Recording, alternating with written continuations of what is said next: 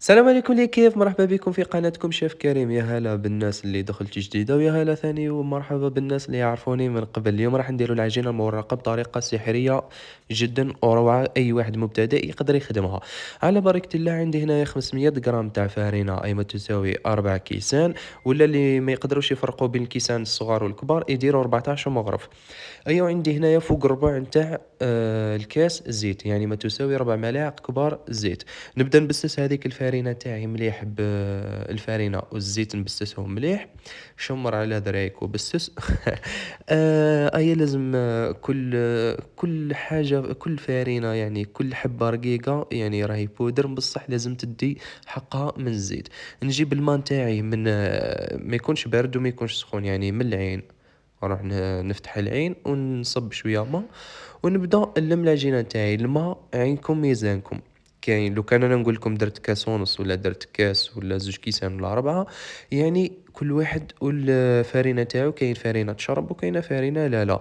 لازم نجيب الماء ونبدا نصب شويه حتى نتحصل على عجينه تكون شبه طريه كما راكم تشوفوا قدامكم. فوالا ما رانيش قاعد نعجن فيها، مي راني قاعد الشغل نقرص فيها باش هذاك الهواء نتاعها يخرج منها الهواء. من بعد نزيد غير قطرة صغيرة برك تاع الماء كيما راكم تشوفوا في يديا برك. شغل نبلي يديا برك باش نكمل اللم العجينة تاعي. فوالا طريقة جد سهلة وبسيطة. يعني أي واحد مبتدئ يخدمها. أنا ما نكذبش عليكم، أنا أول خطرة كي خدمتها ما حرتش فيها كامل، فهمتوا؟ شغل بسطتها على روحي كامل، يعني قاعد نجيب المقادير منه وهكا. قاعد نحط كلش حذايا، يعني حفظت العروسات يعني كي تبسطوها على رواحكم ما كنش راح تحيروا فيها كامل. نبدا ما رانيش قاعد نعجن فيها. مي شوفوا كاين واحد الطريقه هنايا قاعد نقرص وندخل العجينه في بعضها، فهمتوا لي كيف؟ شوفوا كيف قاعد نقرص فيها وندخل العجينه في بعضها حوالي. هي ما تحتاج تعجن، مي انا لهنايا قاعد نقرص برك نقرص وندخل العجينه في بعضها كامل حوالي 2 دقائق برك. ومن بعد واش ندير نشكلها كما راكم تشوفوا طريقه يعني جد سهله وبسيطه.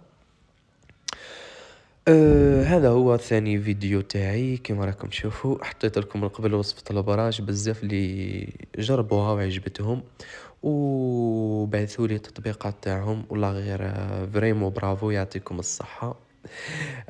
فوالا كيما راكم تشوفوا راني نبدا نشكلها بولا، راني قاعد نقرص ونشكلها بولا.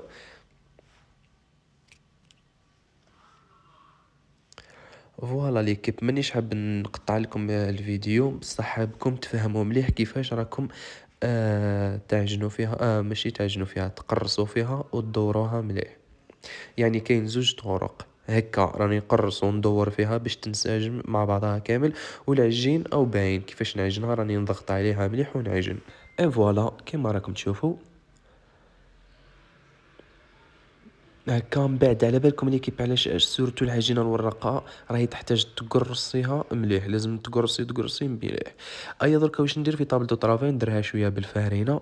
العجينه المورقه تاعي راني خليتها حوالي 10 دقائق برك. حطيتها في ريسيبيون، غطيت عليها بكيس بلاستيكي غذائي وخليتها تروبوزي حوالي 10 دقائق فقط. ومن بعد واش ندير نحط العجينه تاعي نفتحها شويه بيديا، ومن بعد نجيب الحلال ونفتحها في الطول في العرض بالفارينة وانا نعاون. ليكيب لازم ديروا الفارينة هكا باش تعاونكم مليح. شوفوا جات والله غير روعة والله. نتمنى لازم تجربوها هذه ليكيب. على بالي راني نهدر بزاف وكلش، مي انا حاب نخليكم تفهموا مليح. لانه كاين بالك تجربوا وصفات هكا منا ومنا، تلقاو تسريع في الفيديو، تلقاو ناس ما تشرح لكمش، يعني ما تلحق لكمش ميساج مليح. ولكن انا راني نهدر بزاف ونخلي لي فيديو تاعي طوال باش تتبعوه مليح. ومن بعد تفهموا مليح، يعني نعطيكم الوصفة بكل تفاصيلها، بكل بالشرح الممل. هنايا عندي زبد مارغرين الطوريق. هنايا شوفوا ليكيب، هذه المارغرين فيها 250 غرام، راح نقصها على زوج. انا درت رطل نتاع فارينة، ندير له 200 نص رطل نتاع مارغرين المورقة. ليكيب لازم تجبدوها من فريجيدر تو تسويت تبداو ترابيوها، يعني حتى تفتحوا العجينه تاعكم على شكل مستطيل كبير. ومن بعد تخرجوا من داك المارغرين تاعكم ومن بعد ترابيوها.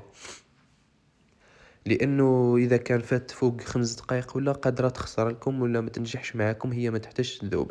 لازم ترابيوها بهذاك بلا راب تكون الاخر تاعها رقيق.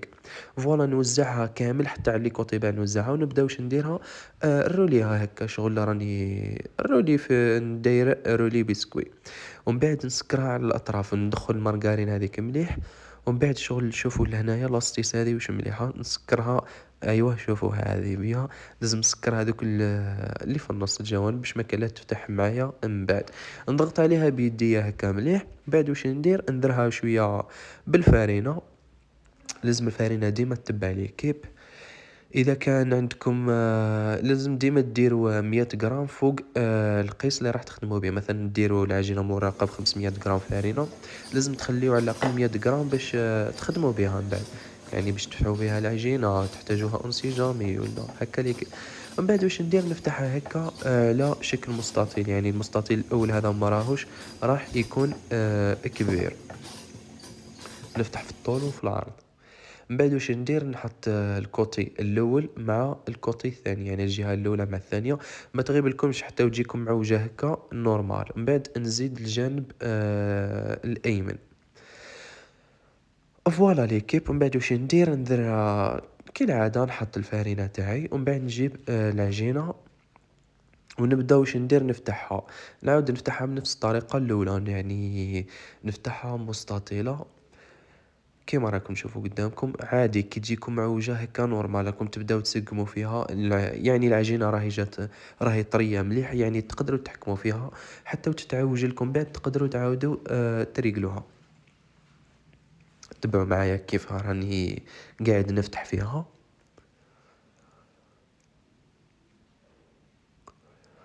فوالا طريقة جد سهلة وبسيطة. خلاص كيما قلت لكم واسمها لما مانغارين هذيك تاع التوريق. يعني انا مولف نخدم بالنوعية هذيك. يعني راهو ما هو اشهار ما والو. لو كان جاء اشهار ما نقولكمش بالطريقة هذه. فوالا راني بديت نفتح فيها مليح. لازم حتى وين نفتحها نردها كيما اكبر من حجم تاع اللي فتحتها الاولى. فوالا يعني شوفوا لهنايا السر انكم تضغطوا على الحلال نتاعكم وتفتحوا.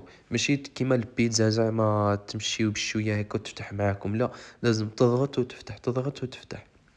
هي اوتوماتيكمون الزبده المارغرين اللي داخل هي راح تفتحها. فوالا واش ندير نحي لي كوتي هذوك اللي قلت لكم مع الاول راهي نورمال حتى يجيكم معوجه. من بعد تموديفيوها تخدموها نورمال.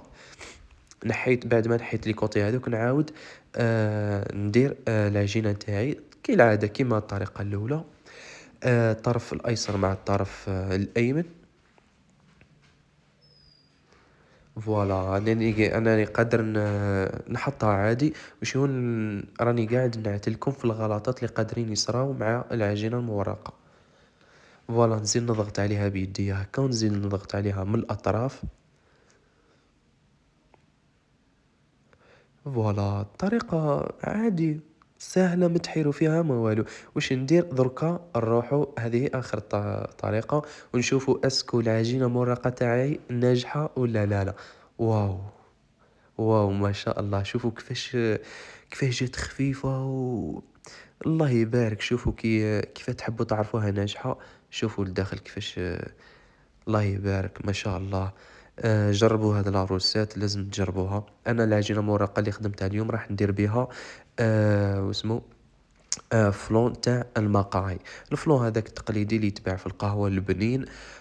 لا روسيت تاعو راح نحطها لكم المره الجايه. نتوما ما عليكم غير تخليوا لي تعليقاتكم، تخليوا لي جيم، توصلوا لي عفوا الفيديو الاكبر عدد من اللايك ومن التعليقات، وخليوا ابوني متابعة باش المرة الجاية تلقاو الوصفة التقليدية تاع فلون المقاهي. وقادر يكون الفلون هذا اللي تخدموه تاع المقاهي جد مربح. يعني تقدره في دارك انتي ولا انت تخدم هذا الفلون برك وتروح تبيع للمقاهي، تبعث خوك ولا تخدم مع صحابك ولا المقاهي قادر حتى المحلات بعد تبعث لهم تخدم لهم هذا الفلون وهما يبيعوا لك. يعني راهو توب بزاف هايل. هذه هي ليكيب العجينة المورقة. جات بزاف هايلة، طريقة سهلة، ما فيهاش بزاف حوايج، ما فيهاش بزاف مكونات غاليين. عطيتكم طريقة مبسطة. فوالا. راني راح نعاود لكم المرة الجاية الفيديو تاع فلان المقاهي، يجي بزاف هايل وبطريقة سهلة جدا وبسيطة كما العادة مع شيف كريم، يحط لكم غير الوصفات السهلة والاقتصادية. انا ما عليا غير نقول لكم تهلاو في رواحكم، ما تنساوليش هذيك الجيم وما تنساوليش التعليقات تاعكم، وبارطاجيو الفيديو مع احبابكم وقولوا لهم يابونيو. نلتقي في وصفة قادمة، تهلاو في رواحكم، سلام.